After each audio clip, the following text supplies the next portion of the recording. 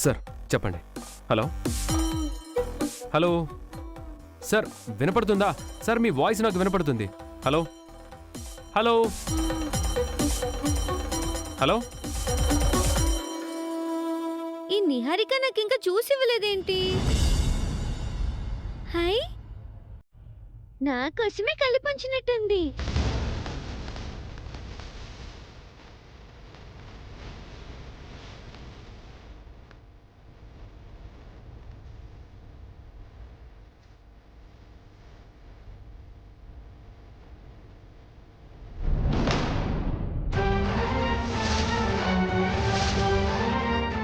ఎవరు తాగారు? ఆ నిహారిక ఏమైనా పారబోసిందా?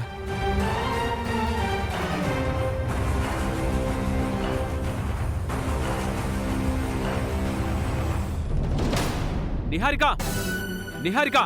రే, ఏమైంది శ్రీకర్? నువ్వు వాగమ్మా. నిహారిక, బయటికి రా నిహారిక.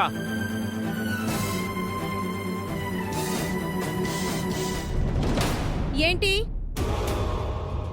అమ్మ కోసం జ్యూస్ రెడీ చేసి కిచెన్లో పెట్టాను. ఎవరు తాగారు? మా అమ్మకు సేవలు చేయడం నీకెటూ చేత కాదు. కనీసం ఏయ్, నేను అసలు వంటగది వైపే వెళ్ళలేదు. ఎందుకు అబద్ధం చెప్తున్నావు? రేయ్, ఆఫ్టర్ ఆల్ జ్యూస్ విషయంలో కూడా అబద్ధాలు ఆడేంత స్థితికి దిగజారిపోయాం అనుకున్నావా? నీ పెళ్ళామే తాగేసి ఉంటుంది, లేదా అత్త మీద కోపంతో పారబోసి ఉంటుంది. నిహారిక ఏమైనా చేయగలదు. నిజం చెప్పు నిహారిక. శ్రీకర్ అయితే మతిపోయినట్టు మాట్లాడుతున్నాడు. మీకేమైంది? మరి వీడు అమ్మ కోసం కలిపిన జ్యూస్ ఏమైనట్టు? ఏమో నాకేం తెలుసు. మనుషులు మరీ ఇంత దుర్మార్గంగా తయారవుతారని అనుకోలేదు.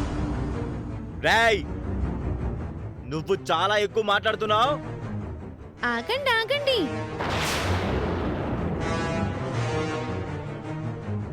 మీరు గొడవ పడకండి. ఆ జ్యూస్ తాగింది నేనే.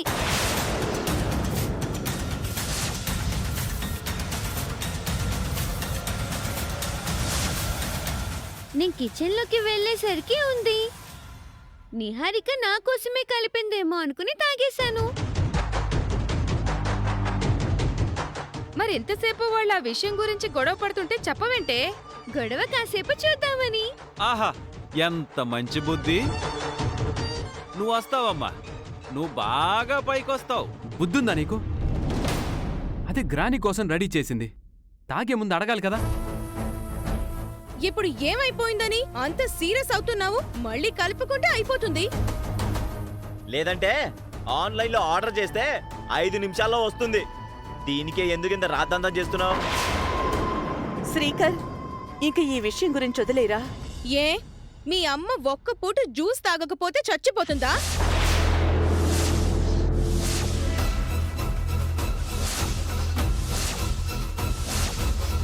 వయసు మీద పడింది. ఇక నుంచి ఓ మూలను కూర్చుంటే మంచిది. ఇంకా పెద్ద రాయడమ్మలా పల్లెటూర్లు వెళ్ళి తీర్పులు ఇచ్చేయాలి అని అనుకుంటుందా?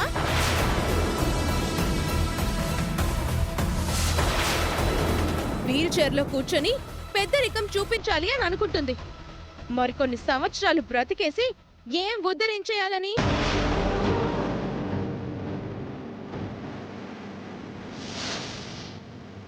ఈవిడ పోయింటే ఓ పని అయిపోయి ఉండేది. అందరం ఆస్తులు వాటాలు వేసుకొని ఎవరి బ్రతుకులు వాళ్ళం బ్రతుకుతాం. నిహారిక,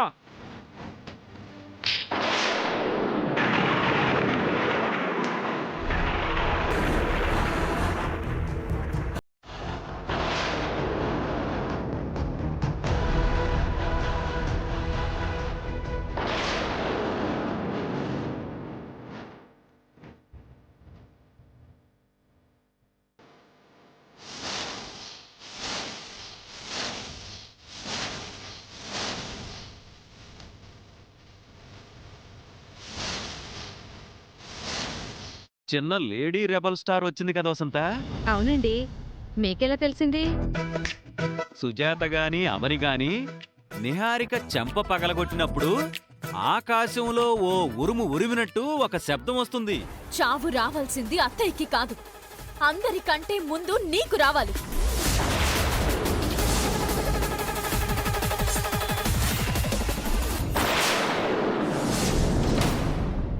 అత్తయ్య లేకపోతే అందరూ రోడ్డున పడతారు, అడుక్కు తింటారు. అత్తయ్య లేని ఇల్లు మనం ఊహించుకోలేము. అత్తయ్య లేనప్పుడు మనకెవ్వరికీ గౌరవం ఉండదు.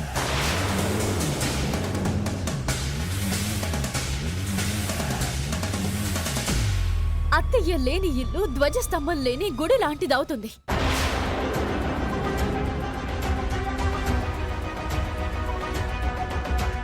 అత్తయ్య నిండు నూరేళ్లు ఆయుష్తో ఉన్నంత కాలమే మనందరికీ విలువ ఉంటుంది.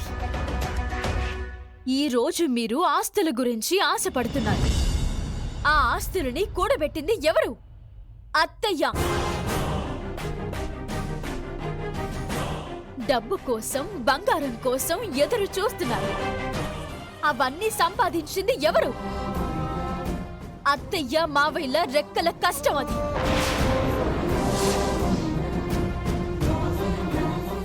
అత్తయ్య మావయ్యలు తమ రక్తాన్ని చెమటగా చిందిస్తే వచ్చినవి అవి. ఏయ్ దురాశపర్రాలా, ఒక విషయం గుర్తుపెట్టుకో. ప్రతి మెట్టినింటిలో అత్త మామలుంటారు, కాని మన మెట్టినింటిలో అమ్మా నాన్నలున్నారు. పూజించుకుంటే పుణ్యం, సేవలు చేసుకుంటే మోక్షం కలుగుతాయి.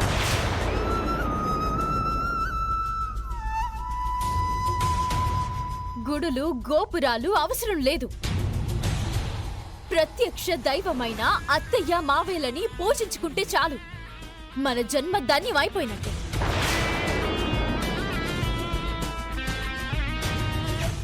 అత్త బ్రతుకుని కోరుకో, బాగుపడతావు. చెడుని కోరుకోకు, చెడిపోతావు. మనిషి జన్మ ఎత్తావు కదా, ఇక నుంచైనా మారు. నీకు అత్తమామల వయసున్న తల్లిదండ్రులు ఉన్నారు. రేపు వాళ్ళకి ఇలాంటి పరిస్థితి వచ్చినప్పుడు తెలుస్తుంది.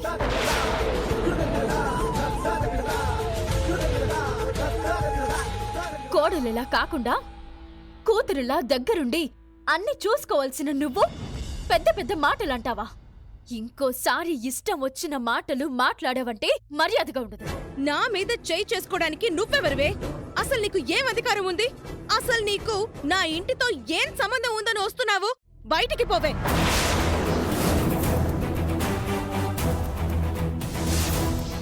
ఐదు సంవత్సరాలు మా కంటికి కనిపించకుండా అజ్ఞాతంలో ఉన్నట్టు ఉన్నావు కదా. ఈ మధ్య మాటి మాటికి మా ఇంటికి ఎందుకు వస్తున్నావు? మర్యాదగా బయటికి పో. వస్తుంది, ఎప్పుడైనా వస్తుంది. మా కోసం ఎక్కడికైనా వస్తుంది. ఎందుకంటే ఒక ఎమోషన్లో తీసుకున్న నిర్ణయం వలన అవని మనుంటి నుంచి వెళ్ళిపోయింది, కానీ మేమేం విడాకులు తీసుకోలేదు కదా. నాకు కోడలిగా వచ్చే అవకాశం లేదని మీరంటే గనక దానికి నేను సమాధానం చెప్తాను.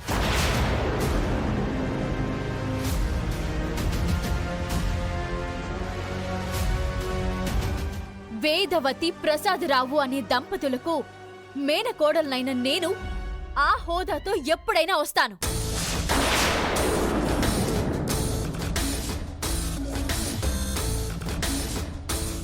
ఈ ఇంటి మేనకోడల్ని ఆపే అధికారం ఉందా నీకు? ఈ ఇంటి మేనకోడల్ని అడ్డుకునే దమ్ము ఉందా నీకు? ఈ ఇంటి మేనకోడల్ని రావద్దు అని ఆజ్ఞాపించే ధైర్యం ఉందా నీకు? లాజిక్ కరెక్ట్ గా ఉంది. ఇక మాటలు లేవు, మాట్లాడుకోవడాలు లేవు. మనిషి జన్మ ఎత్తిన వాళ్ళు ఎవరైనా సరే అవని మాటలకు మారకపోతే ఇక వారి జన్మే అనవసరం.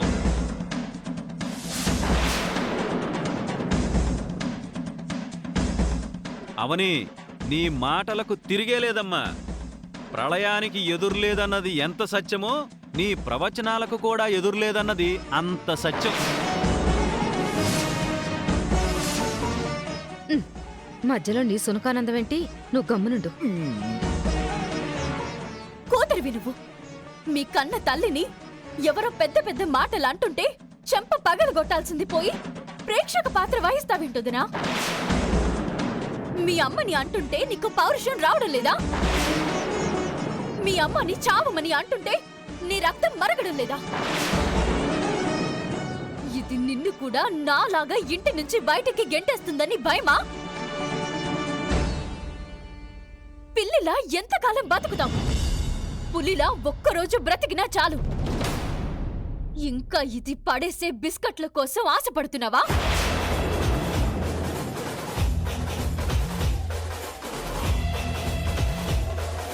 చిచ్చి, కొడుకువా నువ్వు? నీలాంటి కొడుకు పుట్టడం అవసరమా?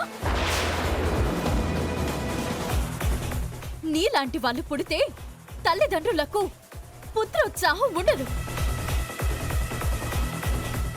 ఎప్పటికైనా మనిషిలా మారతావనుకున్నాను. ఇప్పటికైనా మారు.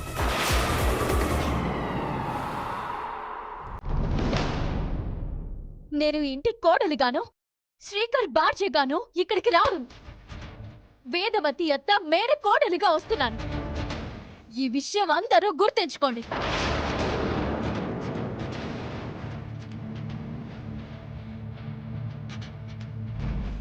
అత్త, నీకు ఎప్పుడు ఏం అవసరం వచ్చినా నాకు వెంటనే ఫోన్ చేయి. 24 గంటలు నీకు సేవ చేయడానికి సిద్ధంగా ఉంటాను. ఏంటి అలా చూస్తున్నారు? ఇంక మాటలు లేవని అన్నాను కదా. అందరూ లోపలికి నడవండి. రావే వసంత, లోపలికి తీసుకెళ్ళు.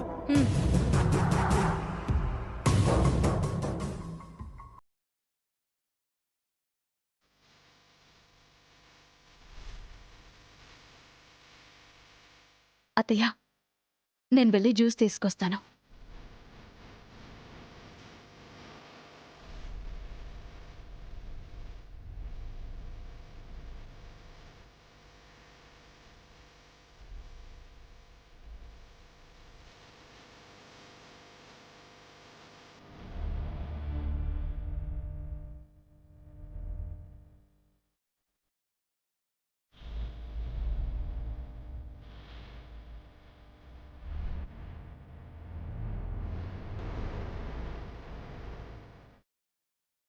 తాగండి అత్తయ్య.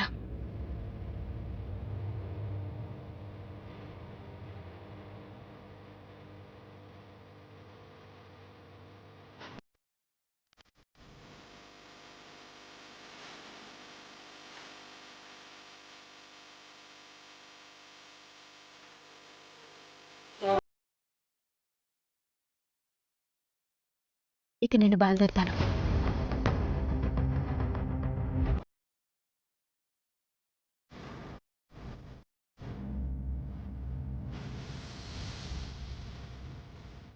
కోడలైనా కూతురైనా అవనిలాగా ఉండాలిరా.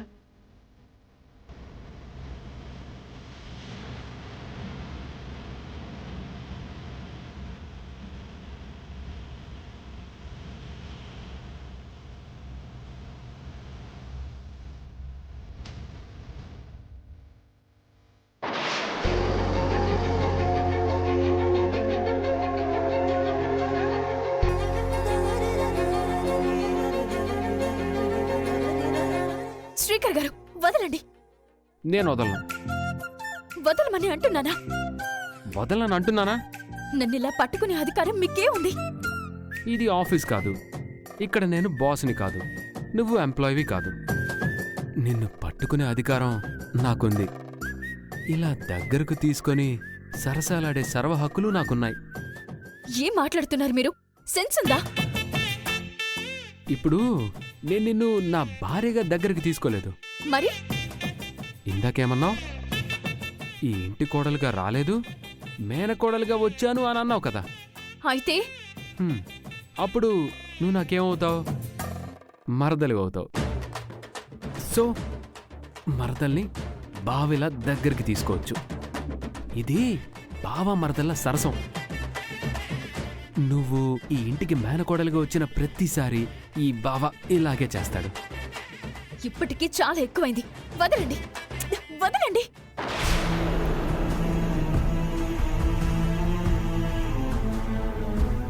ఇలాంటి సరసాలకు సంతోషపడే పరిస్థితిలో గాని, అంత దగ్గరగా గాని నేను లేను. బావ అనేవాడికి కూడా కొన్ని హద్దులుంటాయి. ఇంకెప్పుడు నన్ను ఇలా ఇబ్బంది పెట్టద్దు.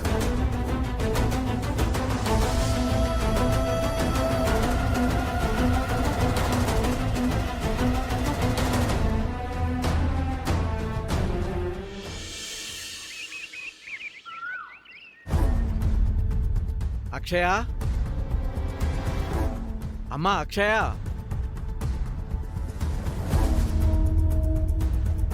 అక్షయ, అక్షయ,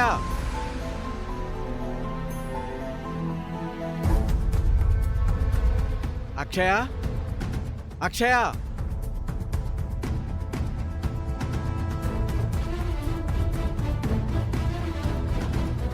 అమ్మా అక్షయ, ఎక్కడికెళ్ళి ఉంటుంది?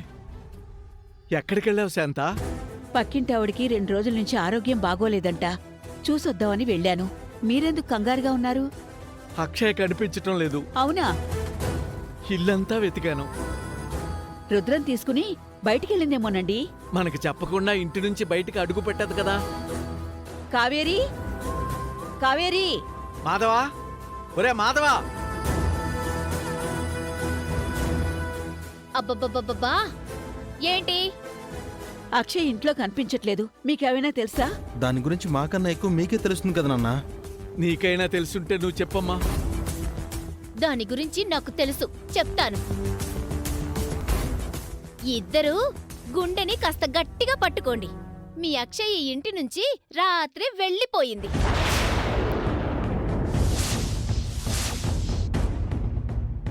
ఇంటి నుంచి వెళ్ళిపోవడం ఏంటి? నువ్వేమన్నా అన్నావా? ఎందుకు ప్రతిదానికి నా మీద పడేడుస్తారు? నేనేం అనలేదు. నేను ఇంట్లో ఉండాలనుకోవడం లేదు, అందుకే బయటికి వెళ్ళిపోతున్నానని చెప్పి వెళ్ళిపోయింది. అక్షయ్ని ఇంటి నుంచి తరిమేయాలని అక్షయ్ వచ్చినప్పటి నుంచి నీ భార్య అనుకుంటూనే ఉంది. ఈ ఇల్లు మా పేర్లు ఉంది కాబట్టి మమ్మల్ని మీరు ఇంట్లో ఉండనిచ్చారు గాని లేదంటే ఈ పాటికి వృద్ధాశ్రమంలో ఉండేవాళ్ళం. ఈ మధ్య ఇంటి పనులను బాగా అందుకుంది. నేనెందుకు పంపిస్తాను? అదే వెళ్ళిపోయింది.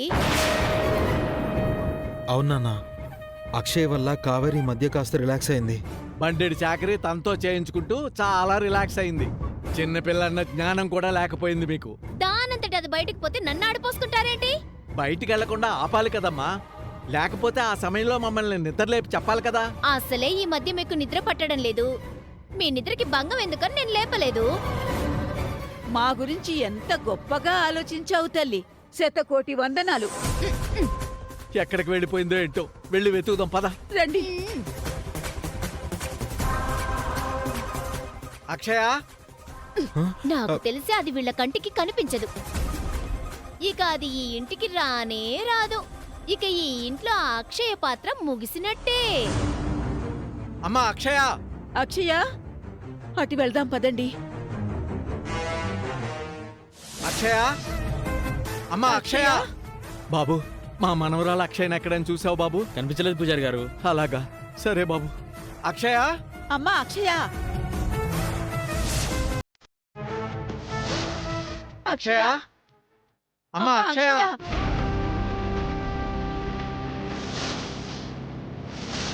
అక్షయ, అమ్మా అక్షయ. శాంత, ఒకవేళ రాత్రి మనం మాట్లాడుకున్న మాటలు విందంటావా? అక్షయ్ గురించి మనం చాలాసార్లు మాట్లాడుకున్నాం కదండి. ఎప్పుడు లేంది ఇప్పుడు అలాంటి నిర్ణయం ఎందుకు తీసుకుంటుంది? అయితే కావేరియే ఏదో చేసుంటుంది. అవునండి, నాకు కావేరి మీద అనుమానంగా ఉంది. గుడి పరిసరాల్లో ఉందేమో, పద చూద్దాం. పదండి. ఆ. ఏమ్మా, మా అక్షయ్ గుళ్ళో ఏమైనా ఉందా? లేదండి. నీ అమాయకత్వం కాకపోతే కనిపించకూడదనుకున్న పిల్ల నిత్యం తిరిగే ప్రదేశాల్లో ఎందుకుంటుంది? అటు పోయి చూద్దాంరా. పదండి.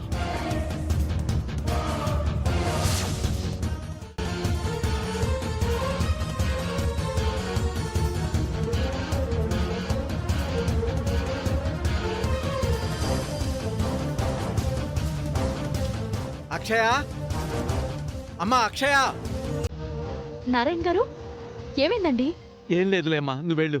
రాశాంత. అదేంటండి, ఇద్దరూ చాలా కంగారుగా కనబడుతున్నారు. ఏం లేదు అని అంటున్నారేంటి? ఏమండి, నలుగురికి చెప్పుకుంటేనే కదా పాప గురించి మనకు తెలుస్తుంది. ఏమైందో మీరైనా చెప్పండమ్మా.